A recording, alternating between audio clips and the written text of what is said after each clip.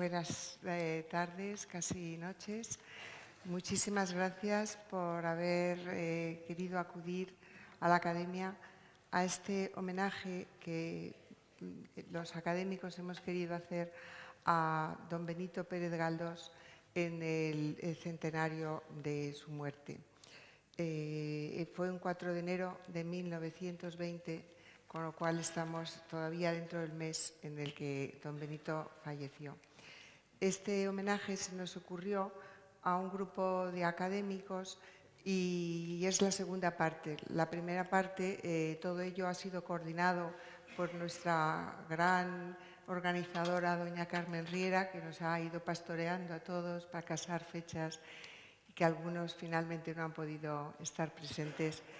Y la primera parte del homenaje fue el miércoles pasado, en la cual participó Luis Mateo Díez, José María Merino, aquí presente, Manuel Gutiérrez Aragón y Álvaro Pombo. Entonces nos toca a nosotros clausurar este homenaje con este día. Bueno, para mí es un verdadero honor estar aquí con estos compañeros y homenajeando a Galdós, que es indudablemente el escritor que yo creo que ha retratado con más tino y con más cuidado y con más humanidad la sociedad de su tiempo. En su discurso de ingreso en la Real Academia, por eso le hemos llamado a este homenaje de Galdós de nuevo en la RAE, su discurso de ingreso precisamente refleja completamente lo que hace él en sus novelas. Es el título La sociedad presente como materia novelable. Comentábamos hace un momento lo curioso que es la utilización del adjetivo presente, cuando hoy nunca diríamos, ¿no?, la sociedad presente, diríamos la sociedad actual, ¿no? Es curioso, la sociedad presente como materia novelable queda como que no lo diríamos así. Y eso es lo bonito de la literatura, ¿no?, cómo va cambiando las expresiones. Galdós tuvo una repercusión impresionante en su momento. Con todo, a la hora de su muerte hubo polémica por si había sido suficientemente homenajeado o no. Ortega y Gasset lo explicitó en muchas ocasiones. En todo caso, tuvo en aquellos tiempos 30.000 personas asistentes al entierro, ¿no? O sea que yo creo que eso es indicativo de que el verdadero homenaje estaba entre sus lectores. Los queridos académicos que me toca aquí, por así decir, moderar, creo que mi única moderación va a ser que se respete la hora, como ya les he dicho. Yo en eso tengo que ser estricta, pero en lo demás pues no les voy a moderar, como ustedes comprenderán. Ellos han escogido temas distintos, una interpretación de Galdós muy a su manera. Bueno, son los tres, Félix, poeta, novelista, ensayista, muy especialmente interesado en todo lo que hace al arte. Luis Goytisolo, pues novelista y también ensayista y además que ha reflexionado mucho sobre la novela. Y Juan Mayorga, que me ha pedido que lo presente como hombre de teatro. Hombre de teatro quiere decir hombre de la vida, ¿no? Porque ¿qué otra cosa es la vida y el teatro? Y es, bueno, yo creo que, bueno, déjame decirte que eres hombre de letras también, ¿eh? Porque él tiene mucho bagaje, ¿no? Muchísimo. Bueno, vamos a empezar entonces por orden alfabético, que nos ha parecido el orden menos perjudicial o el más inocuo, ¿no? Siempre es el azar el que ha decidido nuestros nombres y aparte que estamos acostumbrados a él. Yo como con mi P por delante estoy acostumbrada a ser la última y Félix de Azúa con la A por delante pues está acostumbrada a ser el primero. Así que Félix de Azúa, tienes la palabra. Muchas gracias. En primer lugar, les agradezco muchísimo que estén aquí para escucharnos. No por nosotros mismos, sino sobre todo por el homenaje a Galdós porque ahora verán que en mi intervención justamente a lo que me refiero es a lo injusto que fue el final de su vida. Es notorio que una parte de la sociedad literaria española rechazó como escritor a Galdós de un modo incluso violento, en su propia época, claro. Quizás la más conocida manifestación pública de este rechazo fue el célebre mote de Don Benito el Garbancero, que inventó Valle Inclán en una frase que escupe uno de sus personajes, Dorio de Gàdex, en Luces de Bohemia. Era una referencia al sillón de la Real Academia, de nuestra Real Academia, que había quedado vacante justamente por la muerte del novelista. Ya ven ustedes el buen gusto de la referencia a Galdós como Benito el Garbancero justamente en el momento de su muerte. La frase debe contextualizarse de todos modos porque la pronuncia un poetastro modernista para burlarse más de la Academia que de don Benito. Pero, sin duda, Valle Inclán y Galdós tenían ideas opuestas sobre cuál es la prosa que mejor conviene a una narrativa histórica. Nada más lejos del ciclo de la guerra carlista de Valle, por ejemplo, que los episodios galdosianos. El enfrentamiento se mantuvo mucho después de la muerte de Galdós, incluso durante la República. El propio Antonio Machado, en un prólogo que escribió para una edición en 1938 de La Corte de los Milagros, escribió: Don Ramón, que escribe para la posteridad y, por ende, para los jóvenes de hoy, olvida a veces lo que nunca olvidaba Galdós, mostrar al lector el esquema histórico en el cual encuadraba las novelas un tanto frívolas de sus episodios nacionales. Pero don Ramón, aunque menos pedagogo, es mucho más artista que Galdós, y su obra es además mucho más rica de contenido histórico y social que la galdosiana. Esta corriente, que lo consideraba, como ven ustedes, un escritor prolífico, pero sin valor literario, se ha continuado hasta los tiempos actuales. Su último gran denostador fue la generación de los 50, y en particular su cabecilla, Juan Benet. Voy ahora a comentar la posición de Juan Benet, compartida por buena parte de los literatos de su tiempo, como Carlos Barral o Jaime Gil de Viedma. En 1970 escribió Benet una carta a Pedro Altares, que era entonces el director de una revista que fue muy famosa y muy influyente, Cuadernos para el Diálogo. Altares le había solicitado un artículo para un número dedicado a Galdós. Benet se excusó, pero justificó su rechazo con un juicio feroz. Cito a Benet: Galdós es un escritor de segunda fila, elevado casi por razón de prestigio nacional al cargo de patriarca de las letras. Carecía de un lenguaje bello, su imaginación era litográfica y tan solo se desvivió por poblar las estanterías de la burguesía con un innumerable censo de personajes. Deslumbrado por el ejemplo francés, se propuso una especie de levantamiento catastral de la sociedad de su tiempo y entendió la novela como un topógrafo puede entender un plano parcelario. Finalmente, al final del artículo, consideraba que la fama posterior de Galdós había sido debida a que la izquierda española lo había adoptado como maestro, y cito a Juan Benet, a falta de otro mejor. Vean ustedes que son dos los juicios en esta carta de Benet a Altares. Son dos los juicios. Uno, que Galdós no es un escritor literariamente relevante, sino un prosista vulgar, un sociólogo a la manera de Zola o el Zola. Y dos, que su encumbramiento es debido a la izquierda que no tenía nada mejor que mostrar. Como se puede apreciar, los argumentos de Benet son muy similares a los de Valle en lo que atañe al valor literario de la prosa galdosiana.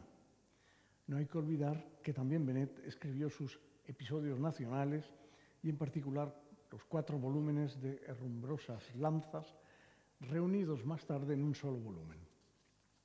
El formalismo de Benet responde a una corriente dominante en la primera mitad del siglo XX, que son las vanguardias literarias, claro, absolutamente enemigas de lo que solían llamar la literatura sociológica y Benet el levantamiento catastral.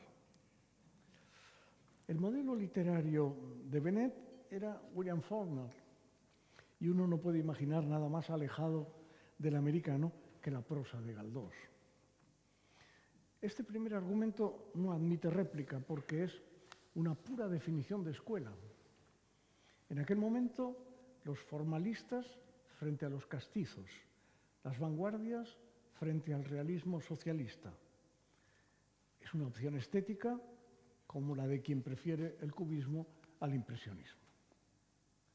El segundo argumento, en cambio, el de que la izquierda la adoptó como patriarca nacional a falta de algo mejor, requiere una matización. Nunca tuvo paz Galdós en el terreno político.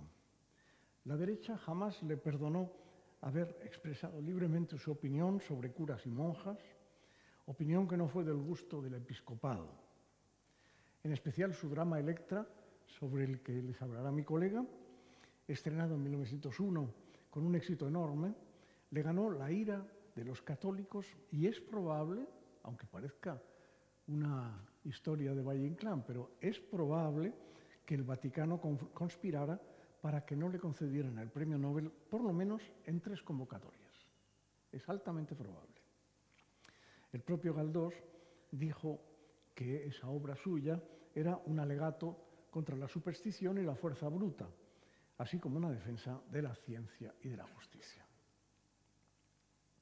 Pero si bien es cierto que la izquierda española utilizó durante unos años al escritor que había desafiado a la Iglesia, pronto lo abandonó e incluso lo estigmatizó como novelista de la burguesía, una expresión curiosamente coincidente con la de Benet. Ya se sabe que la izquierda española no es muy partidaria del matiz. El mejor ejemplo de esta animadversión fue un episodio final bastante vil. En 1914 corrió la noticia de que Galdós, casi ciego, estaba en la ruina y a duras penas tenía para vivir. Movido por la compasión, en un artículo publicado en La Esfera, un periodista entonces muy popular, el Caballero Audaz, su verdadero nombre era José María Carretero, propuso abrir una suscripción con el fin de ayudar al anciano novelista. Se proponía alcanzar las 500.000 pesetas para que Galdós pudiera quedar tranquilo un buen número de años, pero al cabo del primer año apenas se habían llegado a las 150.000. La izquierda boicoteó el proyecto y siendo así que toda la prensa de derechas todavía seguía odiándolo, el pobre Galdós murió en la pobreza y asediado por decenas de usureros a quienes había confiado su supervivencia, de un modo absolutamente ingenuo y muy parecido a ese personaje suyo, José García Fajardo, que es el protagonista de algunas novelas de la 4ª serie de los episodios nacionales y que también fue un hombre arruinado por los usureros. La historia de esta suscripción benéfica la cuentan Ortiz Armengol en su biografía o Jean-François Botrel en un estudio específico. Ambos resaltan la cerrilidad de los representantes de la derecha y de la izquierda. Transcribe, por ejemplo, Botrel un párrafo de un personaje que entonces era muy popular, Anselmo de Lorenzo, uno de los más conocidos divulgadores socialistas, que le dedicó a Galdós en abril de 1914. En él le reprochaba no haber incluido una novela proletaria en sus episodios. Cito a Anselmo de Lorenzo, gran intelectual socialista. Ese proletariado español que derrama su sudor en el campo y en la fábrica y su sangre en las guerras civiles y coloniales, o que emigra en busca de pan y trabajo, que vive como eterno menor y como siervo supeditado a propietarios y capitalistas, al levantarse con dignidad hermosa, al reivindicar la integridad de su derecho a la evolución, necesita y merece la pluma de un buen cronista. Quizá Galdós pueda aún satisfacer esa necesidad, por no decir reparar esa falta, y lo subraya. Por mi parte, le brindo la idea pensando que quizá para la gloria de Galdós no valga menos que las 10.000 pesetas del suscriptor que encabeza la suscripción nacional. Este había sido el error de quienes promovieron la suscripción. El primer donante había sido el rey Alfonso XIII, con 10.000 pesetas, que en aquella época estaba bien. Aquello era intolerable para la delicada conciencia de la izquierda proletaria. ¿Cómo iban ellos a ponerse en la misma lista que el rey de España? Anselmo de Lorenzo no le dio un duro, pero sí una idea que, a su entender, valía tanto o más que 10.000 pesetas. Esta es la famosa superioridad moral de la izquierda y un modo muy cómodo de ahorrar gastos, no dar dinero, pero sí valiosos consejos. Garbancero para los formalistas, vendido a la burguesía según los socialistas, blasfemo y comecuras para los ultras. El pobre Galdós cumplió con el famoso dicho: entre todos la mataron y ella sola se murió. A su funeral, en 1820, como acaba de señalar Soledad, apenas acudió ninguna figura política, excepto Natalio Rivas.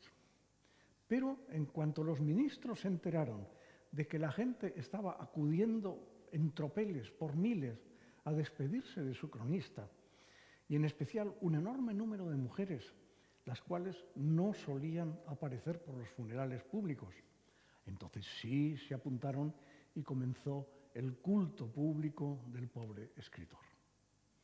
Demasiado tarde, sin duda. Nosotros aún podemos enmendar la ceguera de los dirigentes en este su centenario. Muchas gracias.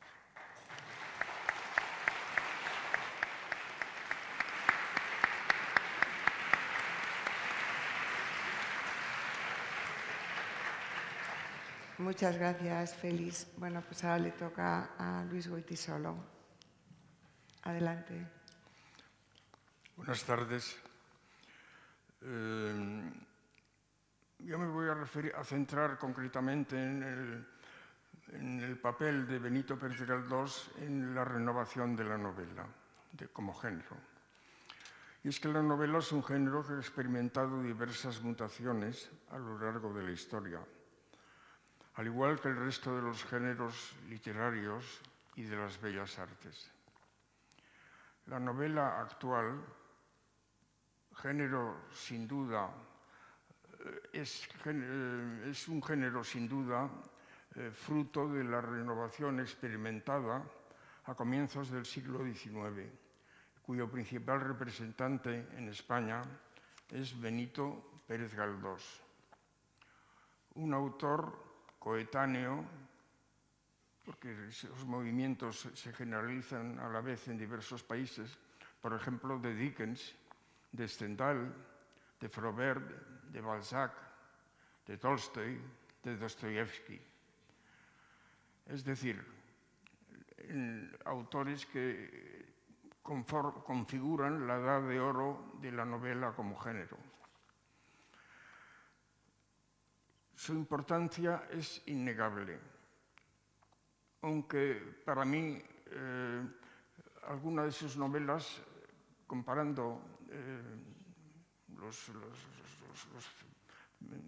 títulos y autores que he mencionado, no tengan la altura de un Balzac, por ejemplo, el novelista al que es más afín.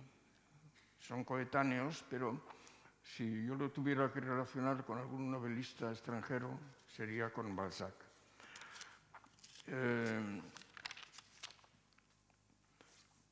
Y tampoco, en cierto modo, por ejemplo, siendo seguramente el iniciador del género en España, sus obras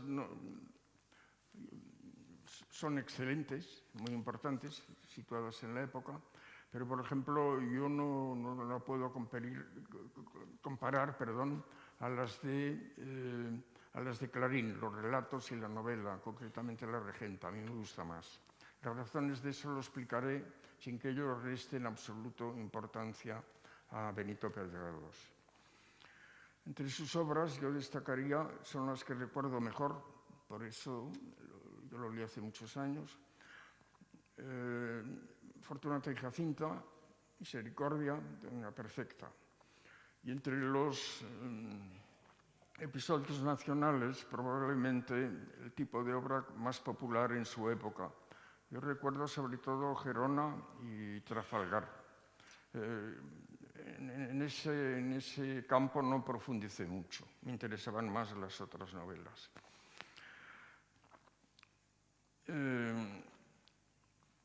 Su estilo es el propio de la época, que tiene unas cosas, unos rasgos, unas características bastante distintas a los del género actual en líneas generales, pero que es de la época, entonces nada se le puede objetar. Me refiero a su forma de explicar al lector lo que para este es evidente. Por ejemplo, pues tras reproducir un diálogo muy interesante, nos explica las intenciones de los dialogantes, de las dos personas, lo que está detrás de lo que dicen. Algo que por lo general para el lector actual de la obra es evidente. El relato, la narración literaria, ha experimentado,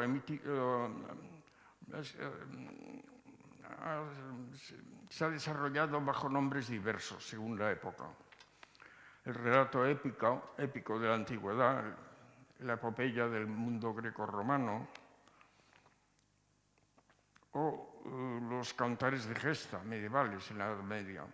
Aunque en el curso de la Edad Media ya empieza a cambiar como género, en nuestra literatura, algo perfectamente perceptible en las obras en obras como por ejemplo las del arcipreste Edita y tal vez sobre todo en la Celestina.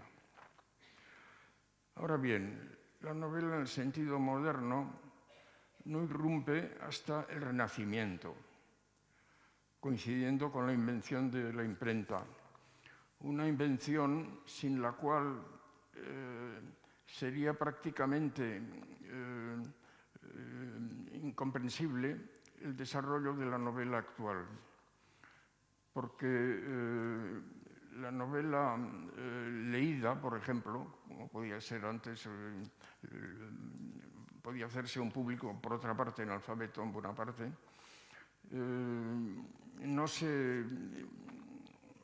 no es capaz de pillar los matices de una novela leída directamente por alguien, ¿no? En voz alta, pues, es más bien un recitado o más propio de una obra de teatro. En España, como el género, pues es perceptible ya perfectamente en el siglo XV y sobre todo en el XVI. Por ejemplo, El Lazarillo de Tormes es una novela excelente, ¿no? Teóricamente anónima. Pero, bueno, sin duda hay una piedra angular de la novela que es El Quijote, a comienzos del siglo XVI. Una obra sin la cual el género actual, incluso el actual, sería incomprensible. Y es que El Quijote es una obra que no pasa, tenía toda la validez en su época, que tiene toda la validez actual que tenía en su época. Y la ironía es tan está tan presente en la obra y es tan captable como en su época, ¿no? Sin duda es la piedra angular del género, un tipo de obra literaria que luego pasaría predominantemente, porque en esto hay como una rotación de países, ¿no? Pasaría de España a Inglaterra, donde novelas similares en el siglo XVIII tienen mucha importancia, y de ahí también a Francia y el resto de Europa. Pero la piedra angular de este nuevo género que aparece es el Quijote. La siguiente mutación del género es ya la que se produce a comienzos del siglo XIX, con Galdós como principal representante en nuestro país. Sin duda es el número uno y su obra se mantuvo vigente pues, muchos años, ¿no?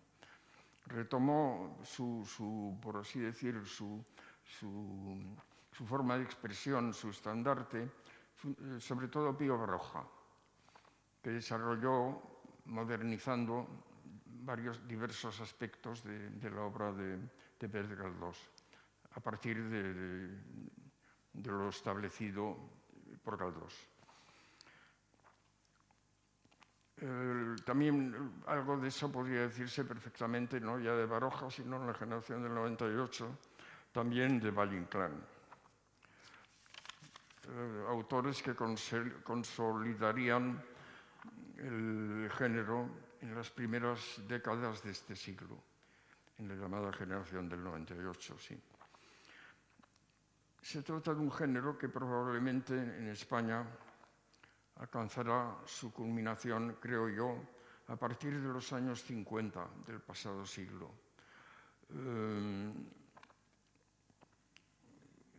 Configurando lo que ahora entendemos por novela contemporánea. Hay novelas, ya lo he comentado antes, que se atienen todavía, sobre todo en algún tipo de bestseller, de novelas de gran público, a los modelos del siglo XIX. Pero sobre todo a partir de la década de los 50, aparecen en toda España pues, otro tipo de novela.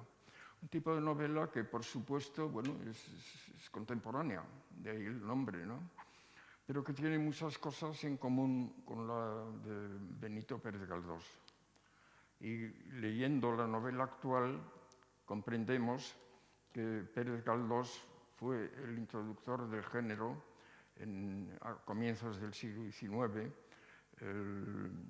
el género que se ha convertido en predominante respecto a los otros géneros literarios de cara al público en general. Bueno, eso es fundamentalmente lo que quería decir al respecto. Gracias.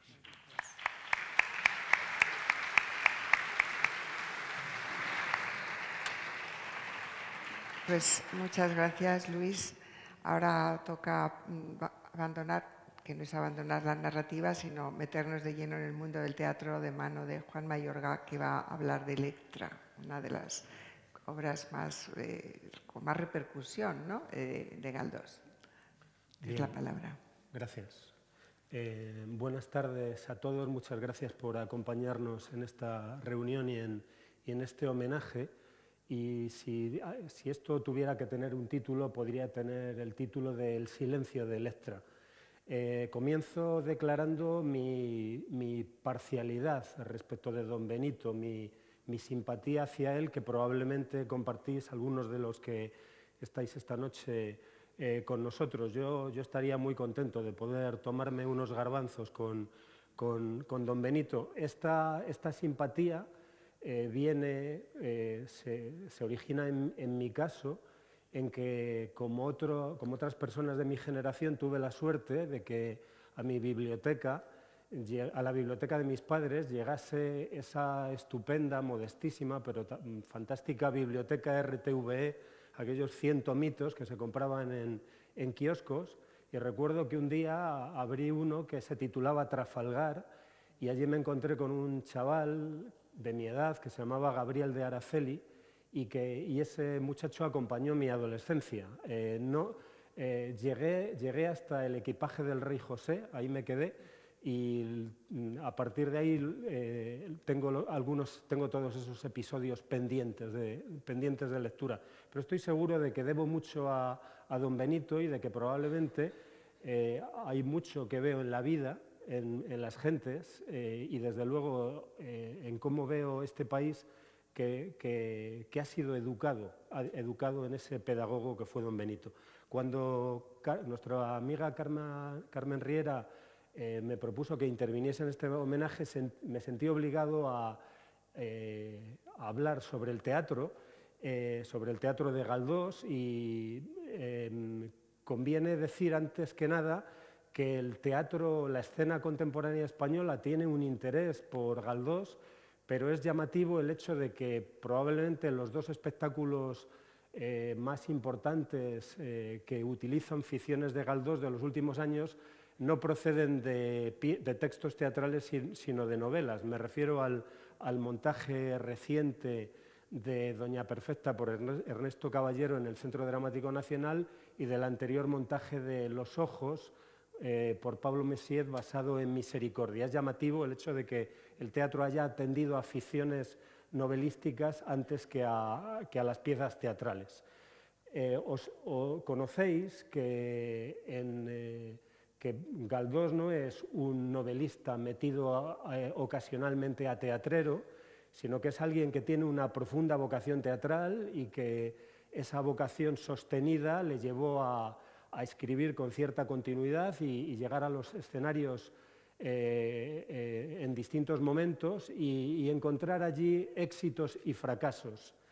Y es sobre un éxito sobre el que me voy a referir brevemente, no pudiendo atender a toda la producción dramatúrgica de Galdós. Me refiero a la pieza Electra, que constituye no solo un éxito extraordinario, probablemente el mayor éxito de la vida teatral de Galdós, sino también uno de los mayores acontecimientos de la historia del teatro español.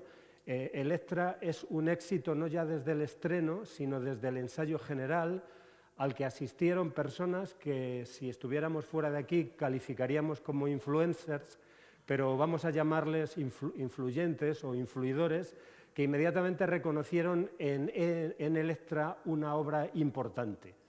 Y efectivamente se trata de una obra que se convirtió en una obra bandera, en una obra en la que una fracción de la sociedad se sintió representada, reconocida, sintió que estaba siendo expresada a través de esta pieza, así como inmediatamente surgieron frente a ella antagonistas que también la reconocieron como bandera enemiga. Es llamativo el hecho de que, como sabéis, esta pieza, que no solo tuvo una vida en Madrid, sino en otros lugares de España, recibió la prohibición de algunos clérigos que sugerían a sus feligreses que no asistiesen a las representaciones de Electra. Electra es un hito, es una obra divisiva, es una obra que expresa una división y es una obra divisiva, y es extraordinariamente interesante leerla pensando en lo que ocurriría unas décadas después en este país que se partió en dos. Yo creo que hay signos guerracivilistas en ella. Se trata de una pieza que, como sabéis, tiene referencia en un caso real que conocían todos los espectadores que a ella asistían y también los que no asistían a ella, y recibió, por supuesto, como he dicho, el interés de muchos, pero también elogios artísticos elevados de personas tan importantes como Baroja y Azorín. Es decir, personas que no solo consideraban que estábamos ante una obra social y políticamente importante, sino también a una obra artística relevante. Y desde ahí podemos intentar hoy leerla y preguntarnos si es tan valiosa artísticamente como algunos de los que entonces la consideraron como tal juzgan, ¿no? A mi modesto entender, Electra es una obra tan interesante como objetable, como extravagante en alguno de sus aspectos. He tenido, para preparar este encuentro, he tenido en cuenta la edición de cátedra del señor Díaz Larios, que a todos recomiendo, porque en ella, para empezar, se coteja una y otra vez el texto con las distintas versiones que el propio Galdós desechó. Y ya esa comparación es extraordinariamente interesante porque vemos en Galdós una voluntad de teatro. Hay una voluntad de concentración. Galdós sabe que el folio lo sostiene todo, el folio lo aguanta todo y el escenario aguanta muy poco, cosa que, por cierto, ya venía a decir de algún modo Lope en El arte nuevo de hacer comedias cuando hablaba de la furia del español sentado. Hay una voluntad de concentración e incluso hay sacrificio de textos interesantes. Es decir, no estamos ante un novelista que se mete a escribir una obra de teatro, sino realmente ante un dramaturgo muy consciente de las difíciles leyes del escenario. Y percibimos inmediatamente en el texto esas virtudes de las que el miércoles pasado nos hablaba nuestro compañero Luis Mateo Díaz cuando hablaba de la extraordinaria capacidad de Galdós para construir personajes, de su extraordinario oído, de su extraordinaria mirada. Es asombroso cómo Galdós en 4 o 5 réplicas construye un personaje que parece que lleva allí toda la vida. Sin embargo, también en ocasiones percibimos una tensión entre los modos narrativo y dramático, es decir, en ocasiones, y algo me parece que puede resonar en lo que voy a decir con lo que antes comentaba Luis Goytisolo, hay momentos en que, por ejemplo, los personajes están expresando algo y resulta inverosímil o extraño, porque en realidad pareciera que lo que está intentando es dar una información que el novelista daría eso, en una descripción o en una introducción en la mente de un personaje. Y a veces aparecen acotaciones ingenuas y ¿por qué no?, ciertos momentos en que los diálogos incurren en cierta retórica que se va por encima del larguero. Dicho esto, Electra es una obra fascinante y a todos la recomiendo. Y lo es, ante todo, porque en su centro hay un personaje maravilloso en peligro. Y en teatro el peligro es oro. El peligro genera inmediatamente la pregunta fundamental, el qué va a pasar. Y es un personaje maravilloso y está en peligro porque es una mujer que está en peligro, y está en peligro fundamentalmente porque otros quieren salvarla. ¿Quién es Electra?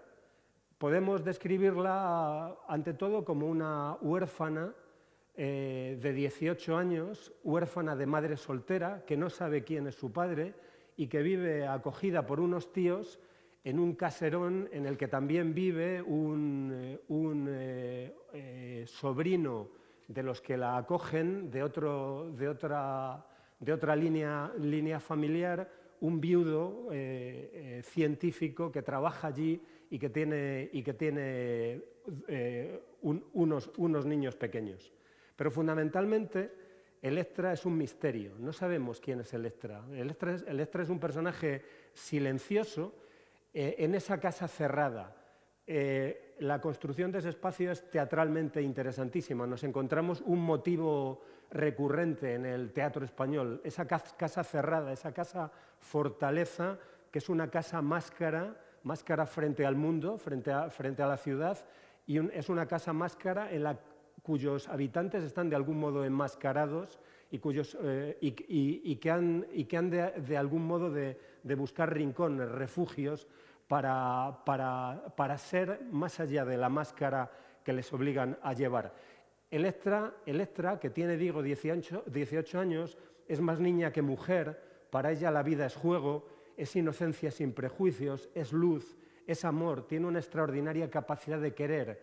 En un cierto momento lo dice, qué fácil me es querer. Y llamo la atención sobre el hecho de que Electra tiene unos singulares interlocutores.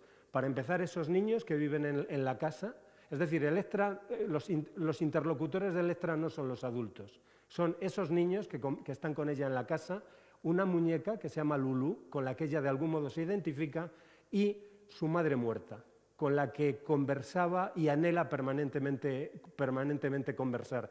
Este este extraño mundo que hay en torno a Electra me hace, por cierto, pensar en Finea, el maravilloso personaje protagonista de La Dama Boba de Lope de Vega, que os recuerdo hablaba con los gatos y que también es de algún modo una mujer en silencio, una vida inocente enmascarada. Electra está en peligro, Electra es acechada y voy a describir brevemente las 3 zonas de peligro que vamos viendo aparecer en torno a Electra. Por un lado, hay hombres mayores que quieren protegerla, ¿no?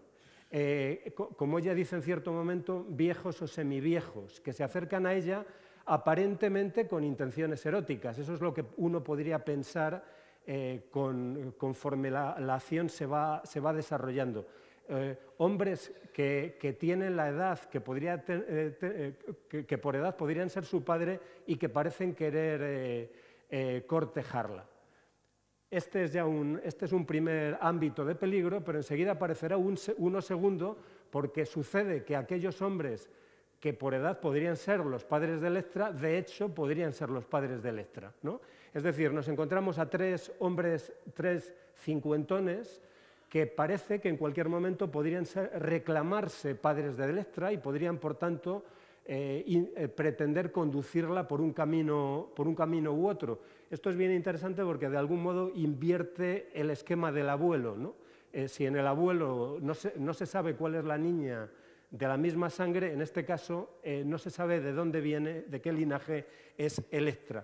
Y se habla, no pudiendo ser estos tres acechantes padres de Electra, se puede decir que de algún modo, como se dice en la obra, se trata de padres platónicos, padres que querrían ser padres de Electra.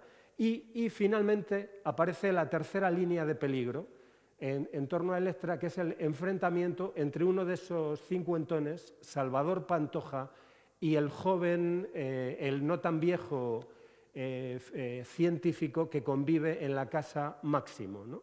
Bueno, y ahí nos encontramos con el conflicto central de la obra y el que convierte esta obra en una obra de bandera.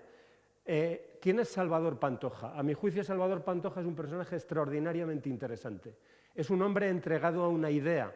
Es alguien cuya misión es, como él dice, producir el bien cueste lo que cueste. Alguien que quiere preservar a Electra del mal, y fundamentalmente el mal es el contacto con el varón, y por tanto quiere separarla del mundo, apartarla del mundo y finalmente llevarla a un convento. Se trata de un hombre que cree que tiene la razón, que tiene la verdad, y en este sentido me parece un personaje extraordinariamente contemporáneo a nosotros. Es decir, es alguien que cree que tiene la verdad y por tanto que tiene derecho a mentir para defender esa verdad de la que es custodio. He visto algunas fotos de representaciones de la época y el personaje de Pantoja siempre es representado por alguien feo, agresivo, un don cicuta, y si yo tuviera que poner en escena a Electra intentaría defender cuanto pudiese ese personaje porque resulta paradójicamente atractivo, shakespeariano, ¿no?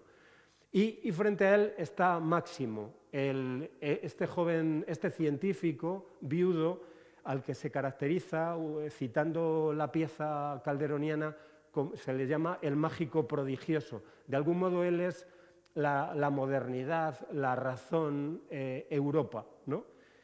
Entre estos dos personajes, que aspiran de algún modo a conducir a Electra, se produce el conflicto central de la obra. De algún modo, lo que entra en conflicto aquí es no ya Pantoja y Máximo, sino la reacción frente al progreso, el mundo viejo y el mundo nuevo, y de algún modo nos encontramos de nuevo ese tipo de antagonismo que resulta extraordinario en una obra como Doña Perfecta, ¿no?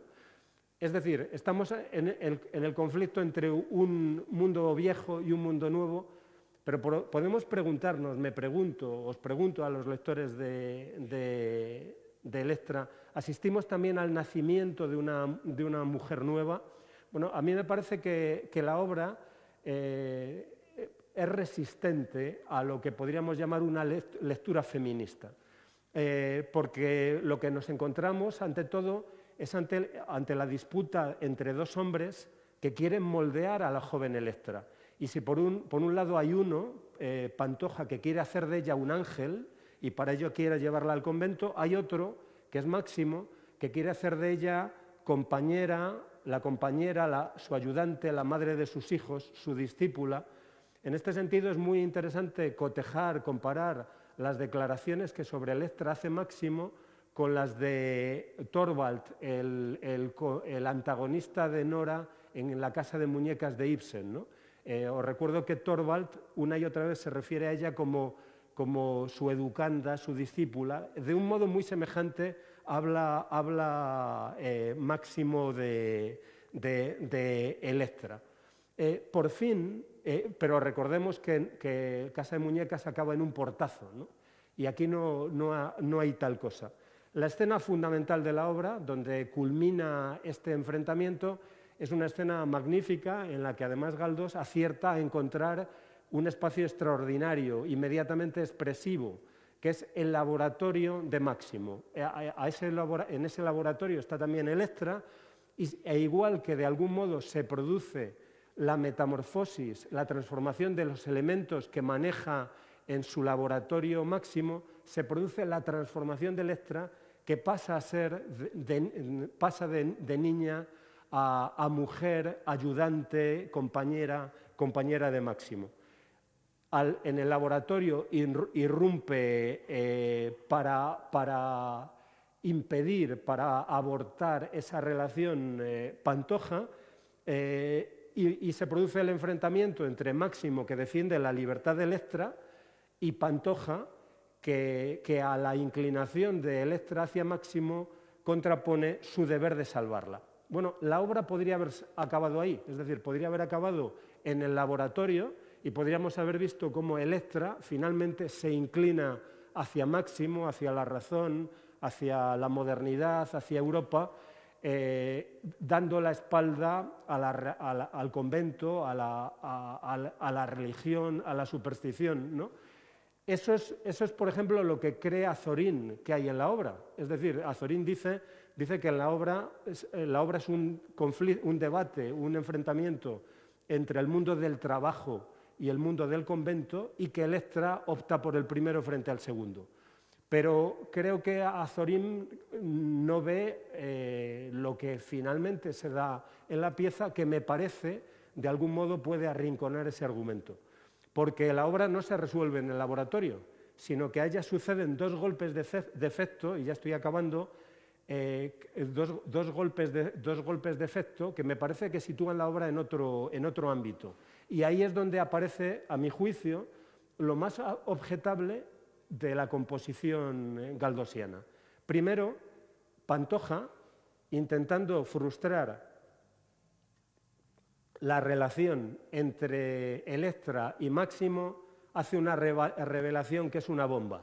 Le sugiere a Electra: no puedes casarte con Máximo porque sois hermanos, porque en realidad la madre de Máximo era una madre adoptiva y por tanto sois hermanos, ¿no? Esta revelación produce una extraordinaria crisis en Electra.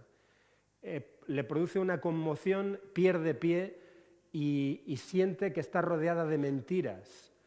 Y en este punto, por cierto, la obra hace pensar en la vida sueño calderoniana, ¿no? En que, de algún modo, percibimos en Electra la misma confusión de Segismundo y encontramos el tema de hijos que pagan por los errores de los padres. Esta conmoción conduce a Electra a recluirse en el convento, donde continuará siendo custodiada por Pantoja. Y ahí tiene lugar ese quinto acto en que, además, se nos informa, de forma quizá no especialmente hábil, de que hay indicios de que Pantoja ha mentido. Os decía antes que Pantoja cree tener la verdad y esa verdad ha de imponerse incluso a través de la mentira, ¿no? La obra podría haber también acabado ahí, pero Galdós todavía nos tiene reservado un último golpe de efecto, y es nada menos que la intervención del espectro. Si en Hamlet hay un espectro que es un espectro el que pone en marcha la acción, en Electra es un espectro el que cierra la acción. la madre muerta de Electra se le aparece para decirle que no es hermana de Máximo y que por tanto puede salir del convento y reunirse con él. Claro, esto es extraordinariamente extravagante porque podríamos entenderlo dentro de cierto marco si el espectro fuese de algún modo una proyección de la conciencia deseante de Electra. Electra desea que se le aparezca la madre y esta efectivamente llega y la libera, la desata. Lo que ocurre es que en este caso estamos hablando de un espectro que dice la verdad, que le dice precisamente aquello que es cierto. Este final ha sido discutido, criticado, hay quien habla de un deus ex machina, en todo caso de una extravagancia. Yo pagaría lo que fuese por volver a aquel momento, al momento de la representación y ver cómo solucionaron lo del espectro en el escenario y ver también la cara que puso la gente. El caso es que esa extravagancia, como decíamos antes, no impidió el entusiasmo por la pieza. A mí me parece que se trata de una solución que incurre en la inverosimilitud, pero estoy entre los que creen que cuando uno construye ficciones, uno no ha de temer a la inverosimilitud, sino de algún modo apropiársela y conseguir construir un marco en que la inverosimilitud devenga verosímil, de forma que podamos aceptar que Gregorio Samsa una mañana se levantó convertido en un monstruoso insecto. Me siento extraordinariamente interesado por eso que ocurre en la obra y, en todo caso, os llamo la atención sobre el hecho de que estamos hablando de una mujer que que rodeada por hombres que se disputan su futuro, habla con un fantasma, como si su interlocutor no pudiese estar aquí, sino hubiese de estar en otro lado. Creo que, en todo caso, Electra es una obra fascinante y os recomiendo vivamente a que hagáis una lectura en que probablemente encontraréis muchos aspectos que yo no he sabido descubrir. Muchas gracias.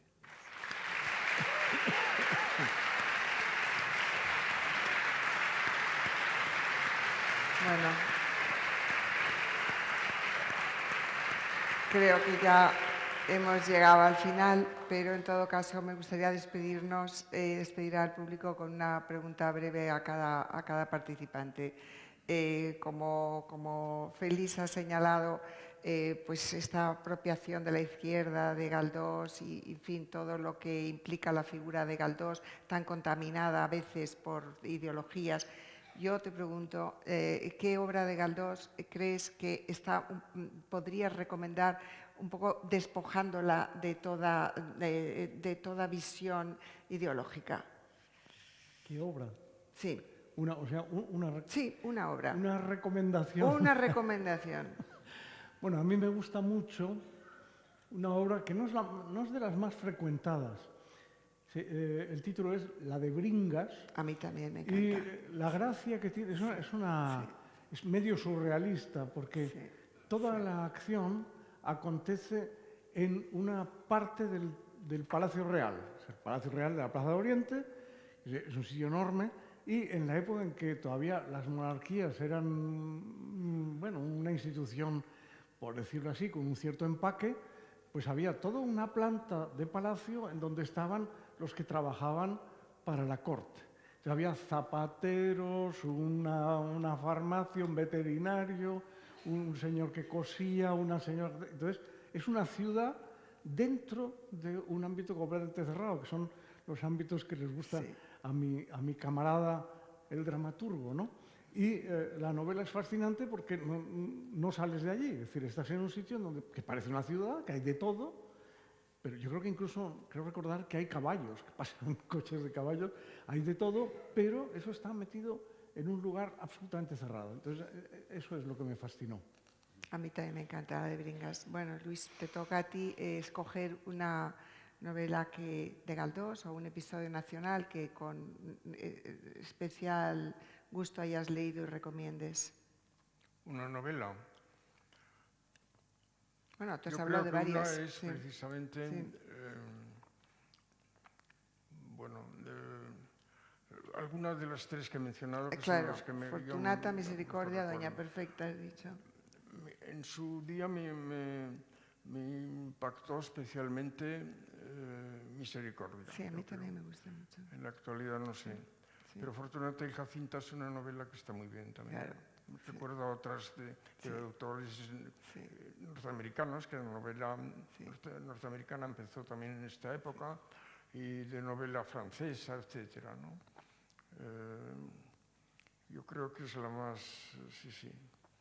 Es un poco difícil en su caso definirse por alguna en concreto, ¿no? Sí, pero Misericordia es muy Pero interesante. estas son las que yo recuerdo sí. mejor, lo cual significa algo. Significa algo, sí.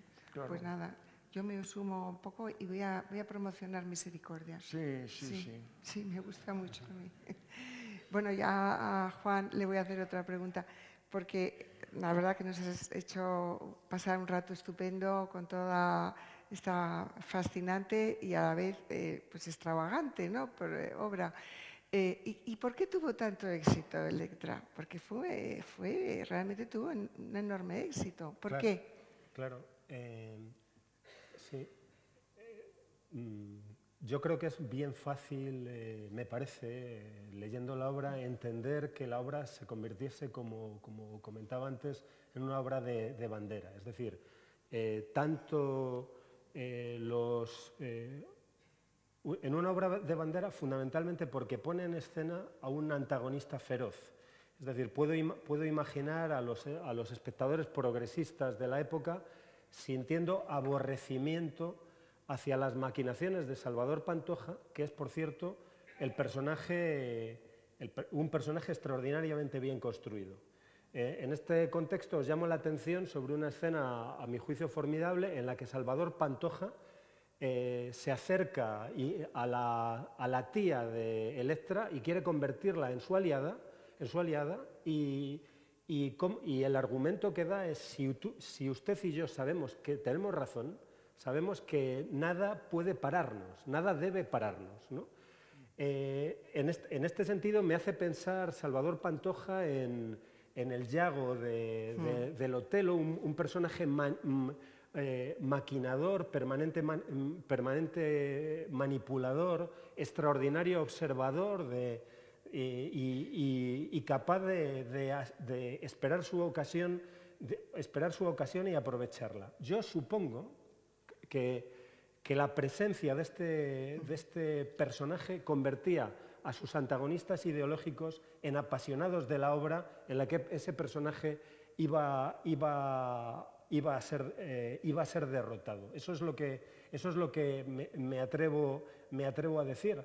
Pero llamo también la atención sobre la contemporaneidad de este personaje y, por tanto, si hubiese algún director de escena en la sala, le recomendaría que se animase a poner en escena Electra. Y, si no quisiese hacerlo, le llamaría la atención sobre otro acontecimiento que a mí me parece extraordinariamente teatral entre los muchos que hubo en la vida de don Benito. Y es que, como se sabe, don Benito Pérez Galdós se encontró con la reina Isabel II en el exilio de esta en París. Precisamente, Galdós estaba en París asistiendo a las funciones de Electra, obra que tuvo una vida internacional. Y Galdós, por mediación de un amigo, se encontró con la reina en 1902. La reina llevaba ya muchos años en el exilio y de ello Benito informó en unas entrevistas que se publicaron un par de años después a la muerte de la reina. Yo creo que si no se ha escrito todavía, esa obra merece ser escrita y merece ser puesta en escena, la del encuentro del viejo republicano con la vieja reina exiliada. A ver, Félix quiere decir algo. Me has recordado una cosa muy sorprendente de don Benito, es que él incluso fue diputado por el Partido Socialista, o sea, tuvo una existencia, por eso, digamos, los ultracatólicos fueron a por él con un odio feroz, ¿no? Pero todas las veces que aparece la reina en sus novelas, la trata con un cariño, con un amor, con un respeto. A mí me ha sorprendido siempre porque yo estoy acostumbrado a la Isabel de Valle Inclán, que es un monstruo. Bueno, pues en cambio, Galdós la trata, por ejemplo, acaban de publicarse ahora en la Biblioteca Castro, que son ediciones preciosas, ¿no? La cuarta parte de los episodios. Y ahí sale constantemente Isabel y sale como uno de los personajes más positivos del mundo político del año 1848 al año 1860, que es un mundo infernal. Okay. Bueno, todos son repugnantes, todos, es muy actual la novela. Pero, en cambio, doña Isabel, la reina Isabel, es un ángel. Bueno, pues qué bien. Lo que dices, si me permites, me hace pensar, esto es también una extravagancia, que algo tienen que ver la Isabel niña con esta Electra de la que hemos hablado, ¿no? Una niña rodeada de adultos, ¿no? Que quieren decirle por aquí o por allá. Pues bueno, pues ya nos despedimos y si hay un director de escena en la sala que se presente y inmediatamente le ponemos a trabajar sobre el guión, ¿eh? Muchísimas gracias y nada, a leer a Galdós.